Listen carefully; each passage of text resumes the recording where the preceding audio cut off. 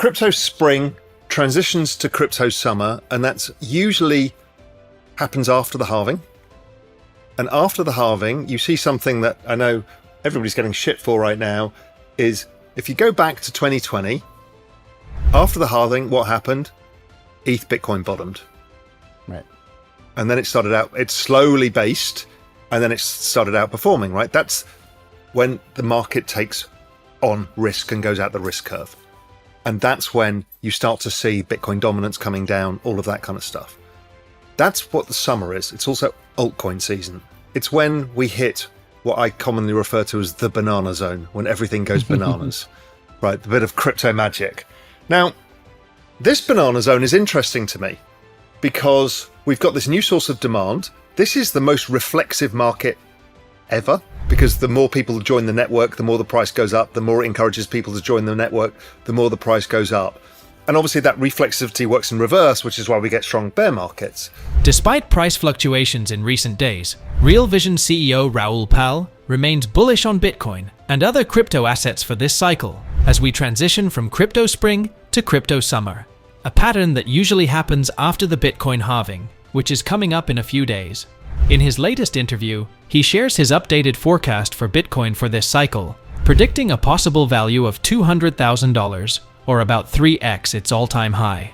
Pal refers to previous patterns, noting that after the halving in 2020, Bitcoin's price bottomed out and then began to slowly rise, outperforming other assets. According to him, crypto summer is characterized by increased risk-taking in the market and the onset of altcoin season. Let us now watch Raoul as he gives us his Bitcoin and crypto analyses for this cycle following the halving. While watching, please give this video a thumbs up, subscribe to the channel, and enable post notifications for more similar content.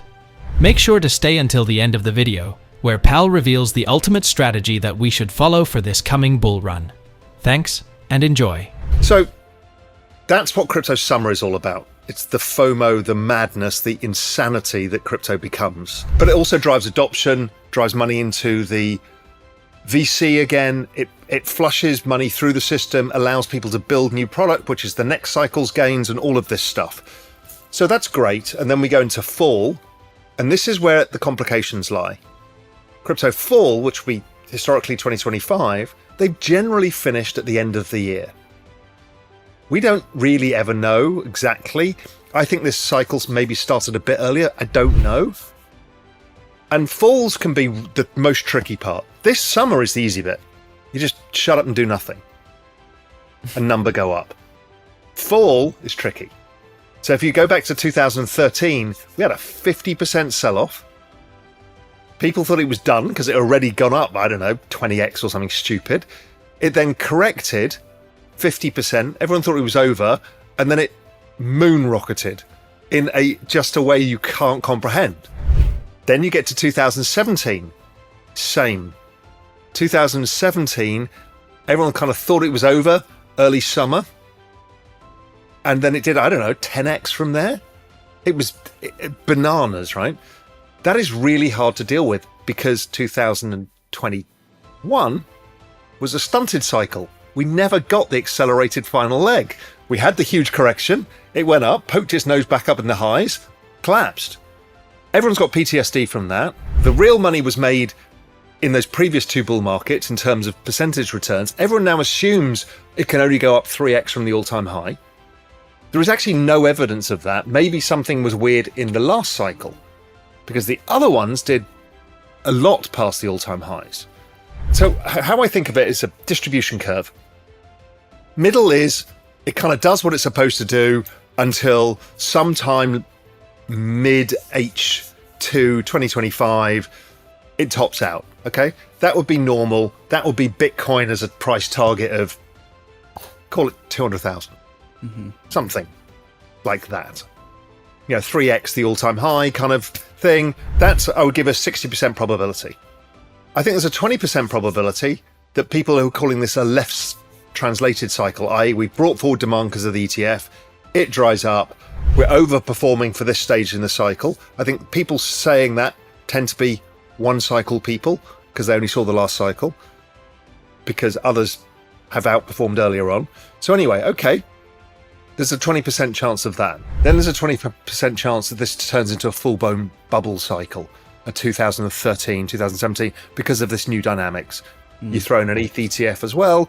You throw in, the $65 billion of VC that went into the last cycle. Somebody comes up with some killer applications. Before you know it, there's 200 million people playing a game. There's, stuff like this going on. Okay, that could create something crazier.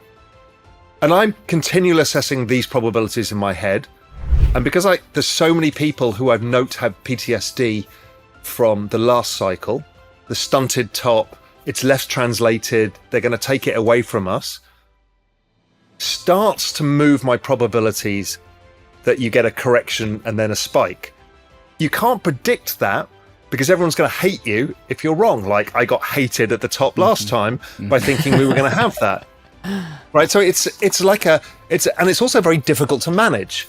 So it's complex, I would say, but we don't have to care this year, which is lovely. Before we proceed with more of Raoul Pal's expert analyses, here is another piece of the latest news you might also want to know about.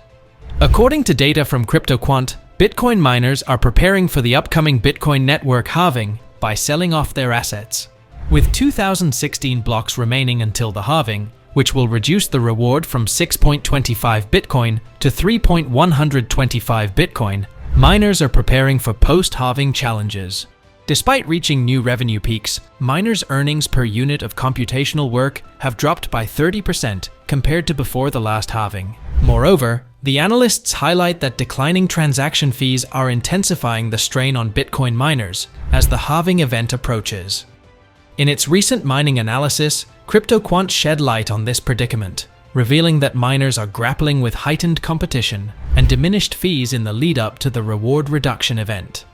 Although the daily revenue collected by the entire Bitcoin mining industry has reached record high levels in 2024, Bitcoin miners still face headwinds, the research study details. Meanwhile, things are looking good for Bitcoin investors as demand increases and supply decreases are anticipated to intersect. Let us now return to Raoul Pal as he shares more insights on this upcoming bull run. Basically, the world is underweight this asset because it's still a new asset and it's an adoption curve. So over time, more and more people join the network as investors or users. So I think we can see a second wave of panic into the Bitcoin ETF from people. I was speaking to a good friend of mine who's a kind of very well-known hedge fund manager or ex-hedge fund manager and one of the billionaire crowd. And he's like, Raoul, when do you think Bitcoin hits 100,000? I said, probably the summer, with the kind of demand and the ETF. Kind of feels like sometime in the summer. He's like, so much wealth is getting made in crypto. It's making the billionaire class. Cycles are a function of the space. Everybody is so scarred. If you're in this for the long run, accept them. Don't even care about them. I didn't do a damn thing over the last down cycle because I've been through one before. So I skipped one. I've done 2 out of the 3. So I've earned my stripes.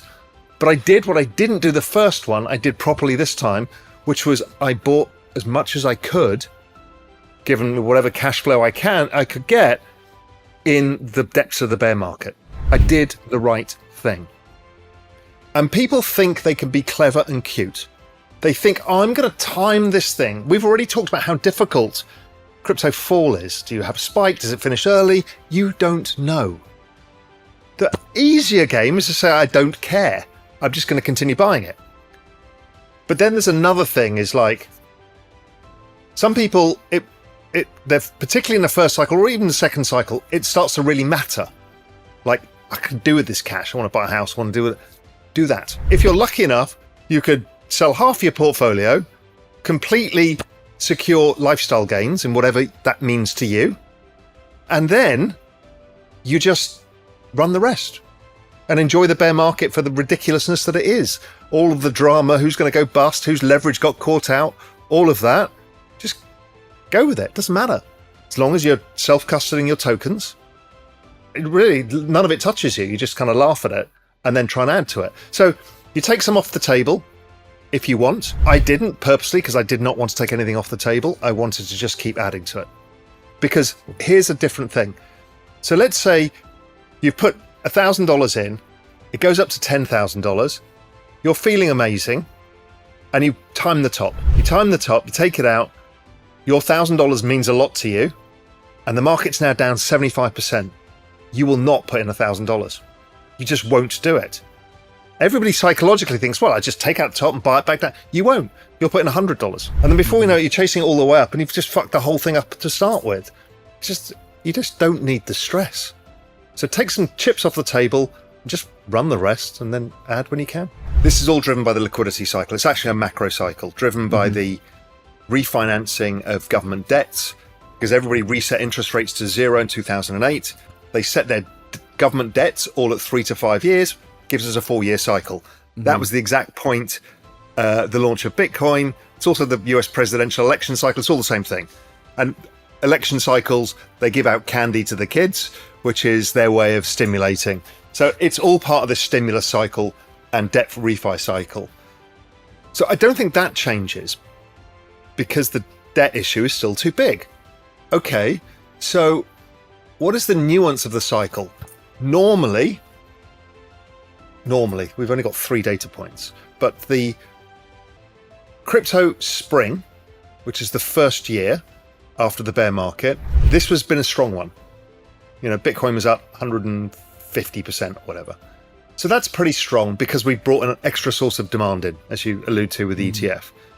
But that actually came later, but it was front running by hedge funds and participants. What are your thoughts on Raoul Pal's bullish insights for this crypto cycle?